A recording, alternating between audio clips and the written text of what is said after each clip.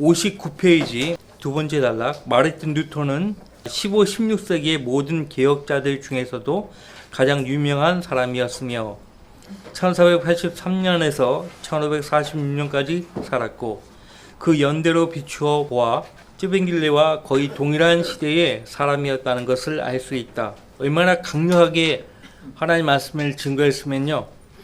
그가 죽기 1년 전에 1545년에 트렌트 공의회, 그 유명한 트렌트 공의회에서요. 마르틴 루터와 같이 오직 믿음으로 말미암아 구원받는다는 그 교리를 전파하는 사람들은 다 저주받는다고 카톨릭에서 그렇게 정죄를 했습니다. 그리고 성경을 번역하고 읽도록 촉구한다든지 만난 사람들에게 성경을 나눠준다든지 하면 저주받는다. 이 외에도 저주 항목이 엄청 많습니다. 제가 기회가 되면 트렌트 공의회에서 결정된 그 사항들을 여러분들에게 알려드릴 시간이 있을 것입니다.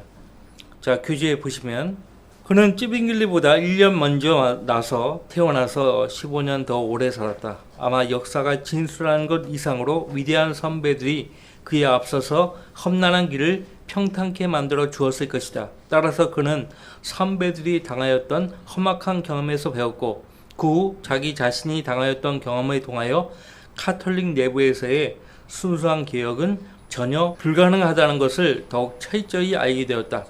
너무나 많은 개혁이 필요하였던 것이다. 한 가지는 다른 또 하나의 개혁을 요구하였고 그것은 또 다른 개혁을 요구하게 되어 끝이 없었다. 결국 마르틴 루터는 카톨릭의 지도자들과의 여러 가지 어려운 싸움을 겪은 후 필립 멜랑히톤입니다. 그 외에 독일 사람들의 도움을 받아 1530년경에 전혀 새로운 교회로서의 조직체, 즉 루터 교회라고 부르는 단체를 창설하게 되었는데 그 후 이것은 독일 교회가 되었다. 이것이 바로 로마에서 직접 갈라져 나온 최초의 조직체였으며 어머니 교회, 그러니까 카톨릭 교회죠. 어머니 교회에 대한 모든 관계를 거부하고 존속해 왔다. 루터 교회가 루터가 이제 처음으로 로마 카톨릭으로부터 나간 것이에요. 자, 60조. 이제 초기의 루터 교회 다음에 일어난 영국 국교에 관한 것을 잠시 뒤로하고 대륙의 종교 개혁을 먼저 살펴보기로 하자. 1509년에서 1564년 사이에는 또 하나의 위대한 종교 개혁자인 프랑스 사람 존 칼빈이었다. 그는 당시 스위스에 거주하고 있었던 것으로 보인다. 그는 뛰어난 사람이었고 30년 동안은 루터와 같은 시대에 살았으며 쯔빙길레가 죽었을 때 22세였다. 칼빈은 장로교회의 창설자라고 불리고 있다. 어떤 역사가 중에는 쯔빙길레가 그 창설자라고 하지만 역시 믿을만한 증거에 의하면 아무래도 칼빈이 그 창설자로 생각된다. 루터의 경우와 마찬가지로 쯔빙길레의 활동이 칼빈의 개혁을 대단히 용이하게 만들었다는 것은 의심할 여지가 없다. 제가 몇 번에 걸쳐서 이야기하듯이 쯔빙길레와 배제가 없었으면요 좋은 칼빈도 어떻게 못하는 거예요. 그분들이 이미 사역의 기반을 닦아 나왔기 때문에 칼빈이 용이하게 종교개혁을 이룩할 수 있었습니다. 그리하여 1541년 루터가 루터교회를 설립한 지 11년 만에 장로교회가 창설되었다. 스위스 제네바에서요. 장로교회 역시 루터교회의 경우와 마찬가지로 개혁에 동참한 사제 또는 적어도 직분을 맡고 있었던 사람들에 의하여 지도되었다. 이들 6사람, 존 리글리프, 존 후스, 사보나롤라, 쯔빙길레, 루터 및 칼빈 등 종교개혁을 일으켰던 위대한 종교개혁의 지도자들은 카톨릭이 근본부터 뒤흔들 만한 타격을 가했던 것이다. 루터가 이제 성경을 번역하잖아요. 구텐베르크가 활자 인쇄술을 발명하죠.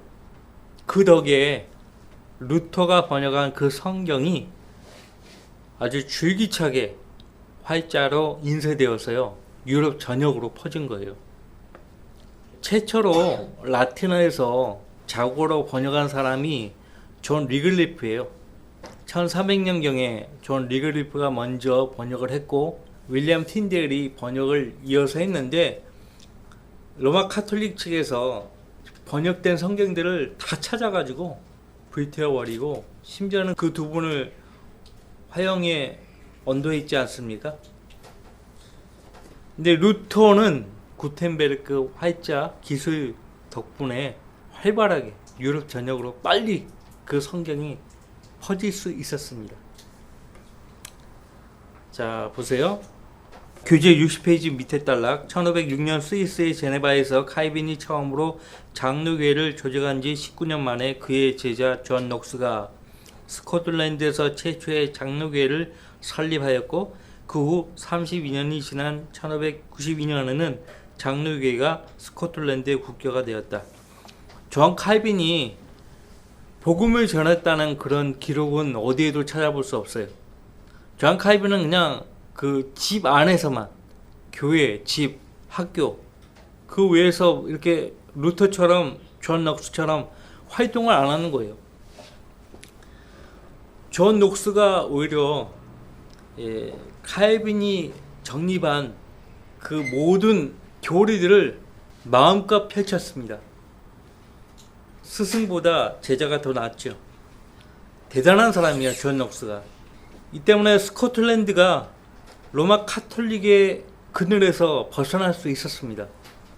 존 후스가 체코, 보헤미아 체코 국민을 카톨릭의 소나기에서 예수 그리스도께로 이겨왔잖아요. 존 녹스도 스코틀랜드의 모든 국민을요 그리스도께로 이겨온 거예요. 그 사위도 대단하고요, 그 딸도 대단해요. 그 제가 이야기했죠. 그 사위도 동일한 믿음 때문에 감옥에 갇혔거든요. 그러니까 아내죠, 존 녹스의 딸이죠. 사람들을 집으로 보내가지고 회유하는 거예요. 당신의 신앙을 철회하고 또 남편으로 하여금 신앙을 철회하도록 한다면 살려주겠다. 근데 절대 그렇게 하지 않은 거예요. 그 사람들에게 쟁반을 쥐어주면서 여기에 내 남편의 모가지를 가져오라고. 대단하지 않습니까? 화끈하죠. 남자처럼 처신하라고 했죠. 자매들이 교회 밖에서는 남자같이 처신해야 돼요. 담대하게. 교회 안에서만큼은 고요하고 예수 그리스도의 영으로 단장해야 되지만 다소곳하게, 밖에서는 아주 담대하게 복음 전하고 해야 돼요. 그렇다고 해서 설교하고 그러면 안 되고 자, 설교한다는 것은 권위를 행사한다는 거거든요. 교회 안팎으로 모든 여자들은 권위를 행사하면 안 돼요. 하나님 법이에요. 그래서 이제 32년이 지난 1592년에 장로교회가 스코틀랜드의 국교가 된 것이에요. 61페이지. 종교개혁에 요구되는 모든 어려운 일들이 벌어지고 있었을 때 개혁자들에게 끊임없이 귀중한 원조를 제공하여 준 것은 다름 아닌 재침례 교대였다. 여러 가지 다른 이름으로 불리고 있었던 이 사람들은 그들 자신의 험난한 운명에서 벗어나 자신들을 구원할 수 있는 길을 찾고자 그들의 피난처에서 나와 개혁자들과 함께 용감히 싸웠다. 그러나 그들의 기대는 처참한 실망으로 끝나버리고 말았으며 오히려 자기들을 핍박하는 또 다른 적을 갖게 된 것이다. 루터교회나 장로교회 둘 다 모교인 카톨릭의 모든 악습을 그대로 계승하였는데 그중 하나가 국가교회였다. 성경에서 가르치는 바는 교회와 국가는 같이 함께 할 수 없어요. 분리해야 돼요. 예수님이 그렇게 가르치셨어요. 카이사의 것은 카이사에게, 하나님의 것은 하나님에게 바치라. 그 말씀으로 다 적용할 수 있죠. 서로 간섭하면 안 되는 거예요.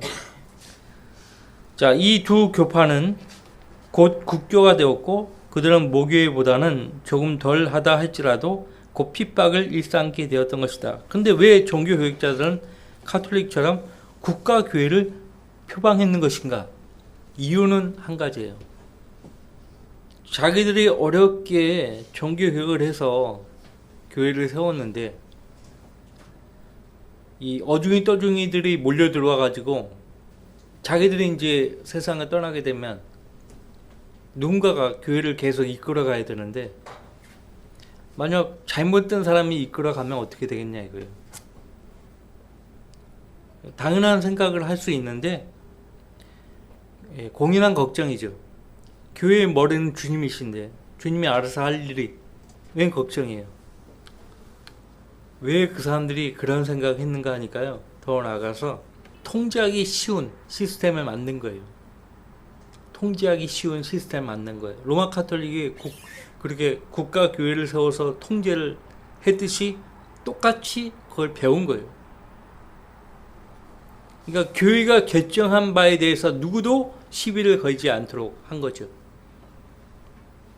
자, 교회의 권위는 어디에 있는가 하니까요.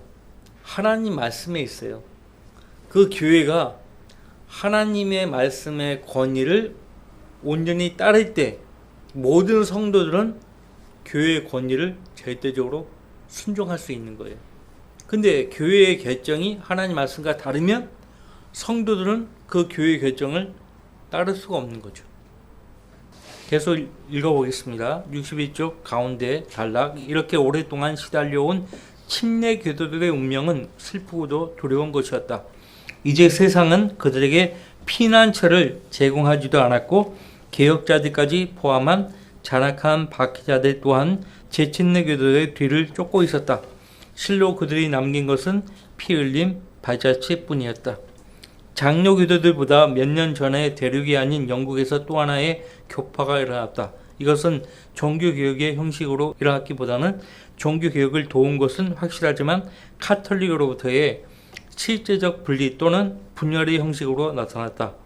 이것은 마치 AD 869년 동방 카톨릭이 서방으로부터 분리하여 그리스 정교와 로마 카톨릭으로 나누게 된 그러한 분리와 비슷한 것이었다.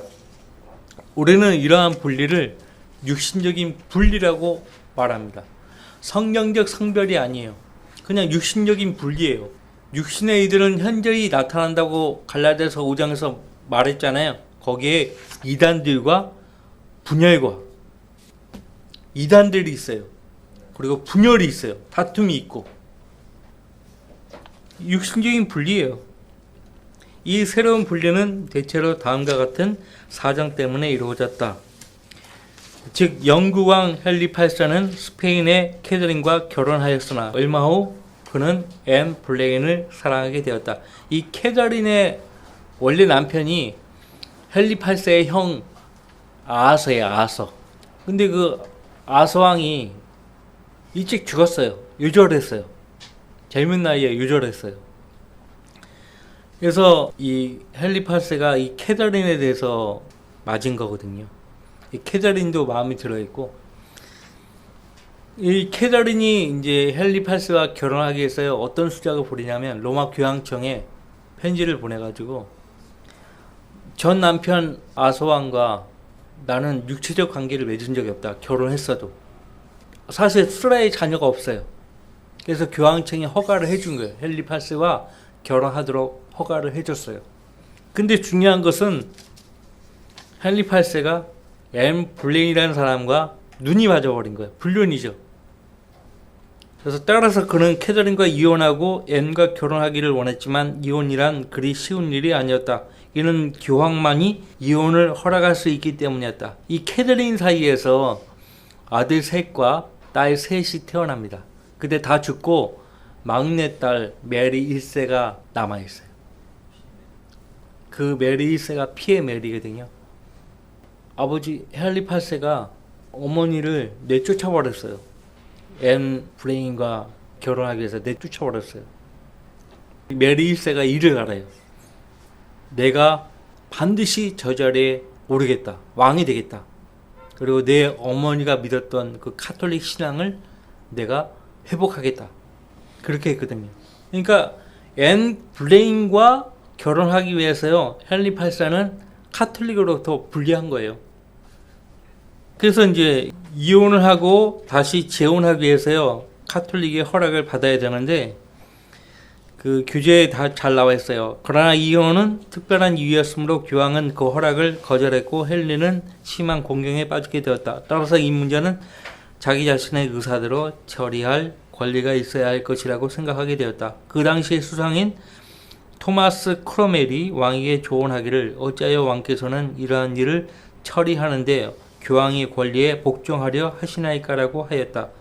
헨리는 그 조언에 따라 교황의 권리에 복종하지 않고 자기 자신이 영국 교회의 주인이 되고자 했다. 이로써 새로운 영국 교회가 시작되었던 것이다. 헨리 8세는 성경에 무지한 사람이었고요. 하나님에 대해서 관심이 없었어요.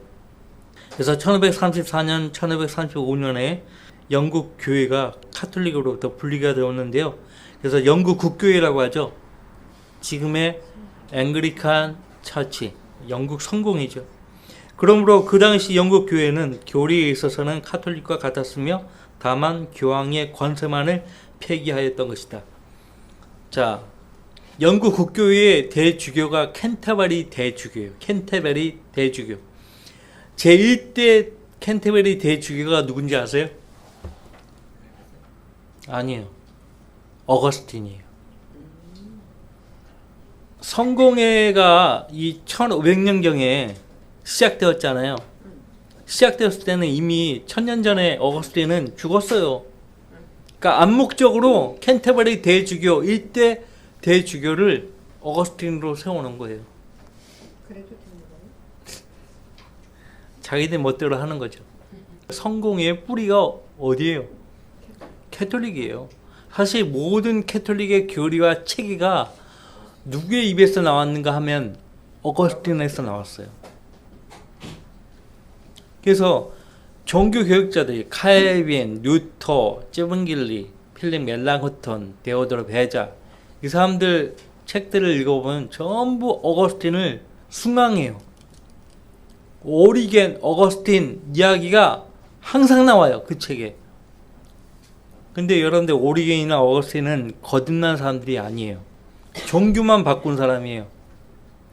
종교만 바꿨지 한 번도 회심한 사람이 아니에요. 마음의 변화. 우리 마음이 언제 변해요? 내가 죄인인 것을 하나님 앞에서 인정하고 예수님만이 나의 모든 죄를 용서하시고 제거하신 유일한 나의 구세주라는 것을 믿었을 때 내가 구원받고 거듭나고 또 다른 말로 회심하는 거거든요. 마음이 변하는 거예요. 근데 이 사람은 그런 적이 없어요. 어거스틴은. 이거 어거스틴이 쓰인 책들을 읽을 필요가 없어요. 어떤 사람은 성 어거스틴의 고백론을 읽다가 구원받았다고 하는 사람도 있거든요. 별 사람 다 있어. 뭐 그 계기가 될 수도 있어요. 그 고백론에 나도 어릴 때 읽어봤는데 어떤 여인을 보고 음욕을 품었다는 것도 이야기하고 회개를 해요.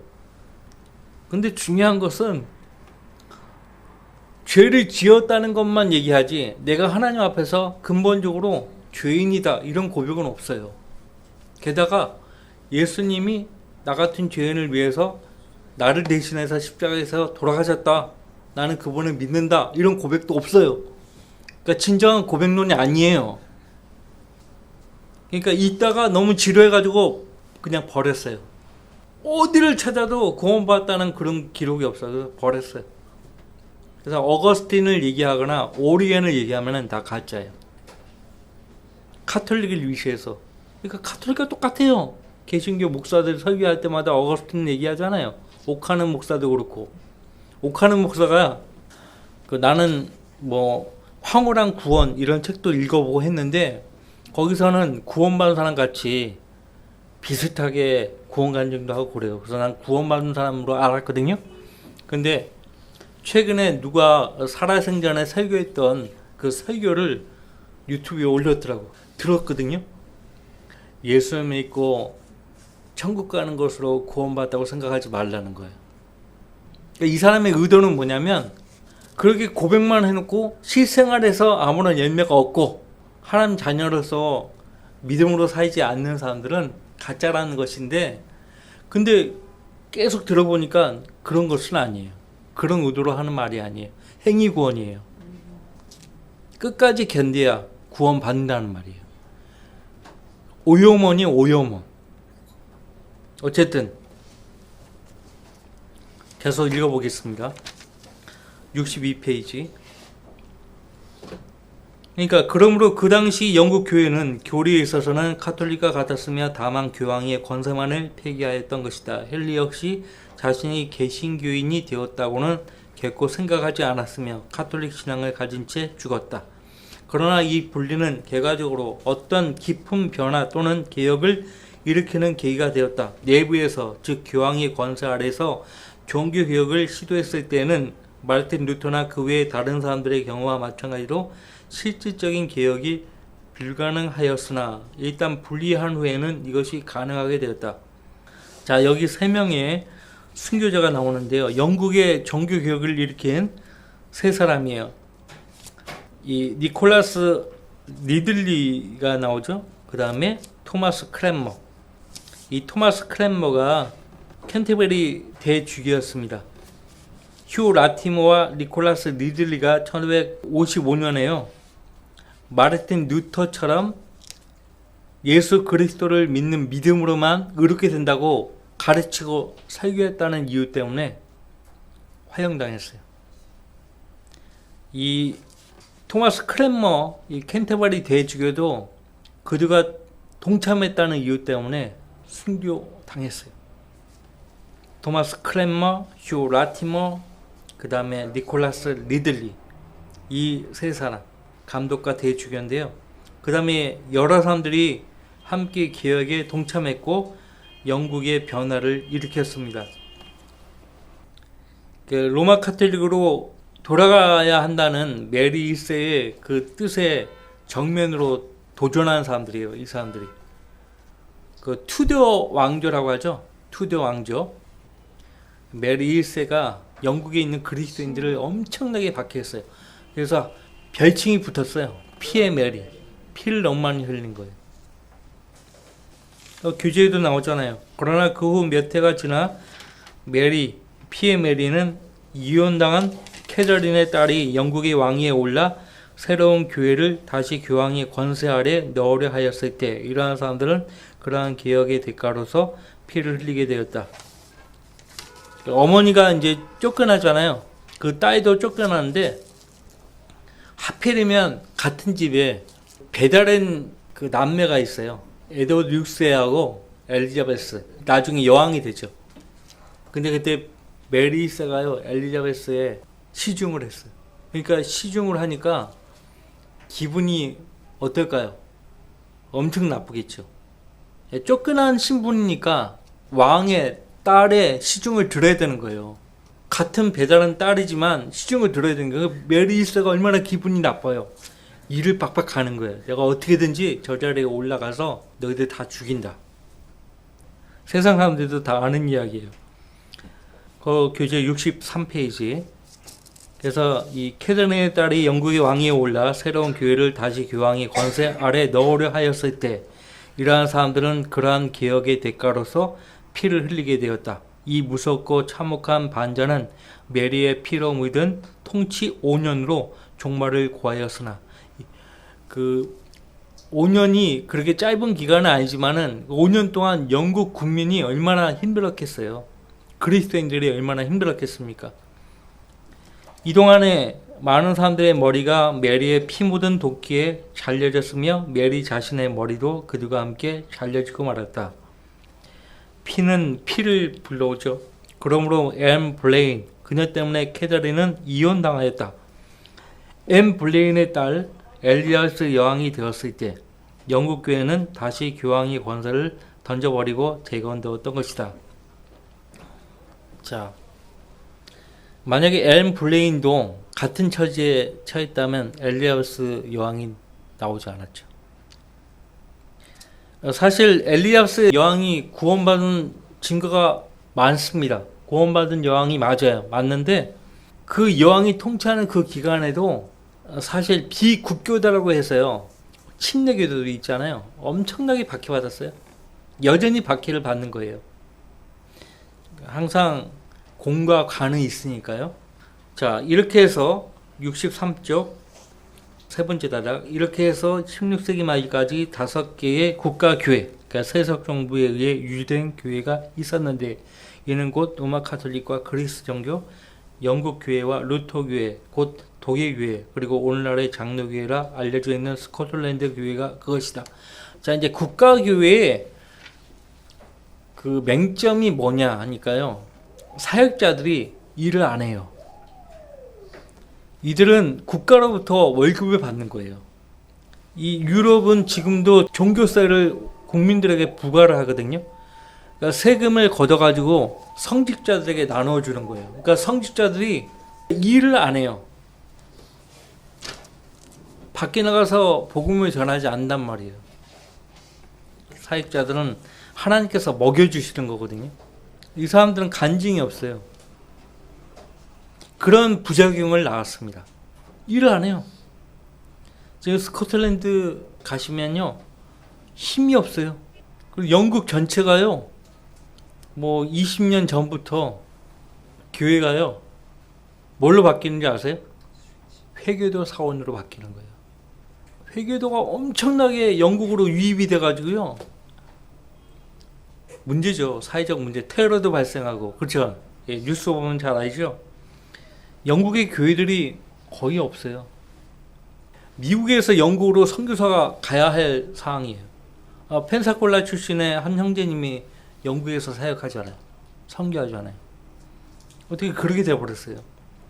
그들은 제친내교도라고 불렸던 사람들과 와이덴시안, 그리고 독립적인 여러 지역교회들, 곧 어떠한 점에서나 카톨릭과 아무런 관계를 맺고 있지 않았던 교회들의 성도들을 모두 다 심히 미워하였고 핍박하였다. 종교개혁을 위하여 싸울 때 베풀어 주었던 그들의 큰 도움은 이미 잊어버렸으며 또한 전혀 무시하여 버렸던 것이다. 부녀나 아이들을 포함한 수천 명의 사람들이 날마다 그칠 줄 모르는 핍박 속에서 죽어갔다. 종교개혁으로 인하여 각성되고 고치되었던 그 위대한 소망은 피로 묻은 망상이었다는 것이 여실히 드러나게 된 것이다. 그리하여 생존자들은 험준한 알프스 산 속에서 피난처를 찾았고, 다른 사람들은 온 세상에 흩어져 그들의 은실처를 찾고 있었던 것이다. 어떤 책에 보니까요, 알프스 산이 만년설이잖아요. 예, 사시사철 눈 덮인 산 아닙니까? 얼마나 추운 곳입니까? 그러니까 이 추운 곳에서 살다 보니까 양들 가죽으로 해서 옷을 입는 거예요. 그러니까 멀리서 사냥꾼이 양이 가는 줄 알고 쏘는 거예요. 그래서 막 죽기도 하고 그랬다고 그러더라고요. 사람인데 양이 가는 것처럼, 산양이 가는 것처럼 이렇게 보이는 거예요. 그러니까 막 그 사람 향해서 총을 쏘고 많이 죽기도 하고 그랬다고 그래요. 특히 와이덴시안 교들이 그렇게 많이 죽었어요. 정말 침례기도들 못지않게 와이덴시안 교들은 카톨릭의 핍박을 엄청나게 받았어요. 어디에 모여 산다 그러면 찾아가서요, 다 가옥을 불태워버리고 사람들을 발견하면 다 그냥 죽이는 거예요. 사지를 찢어 죽이고 막 난리도 아니에요. 그런 기록이 많습니다. 자, 시간이 많이 지나서요, 제가 오늘 다 끝내려고 했는데 이야기를 하다 보니까 그렇게 됐네요.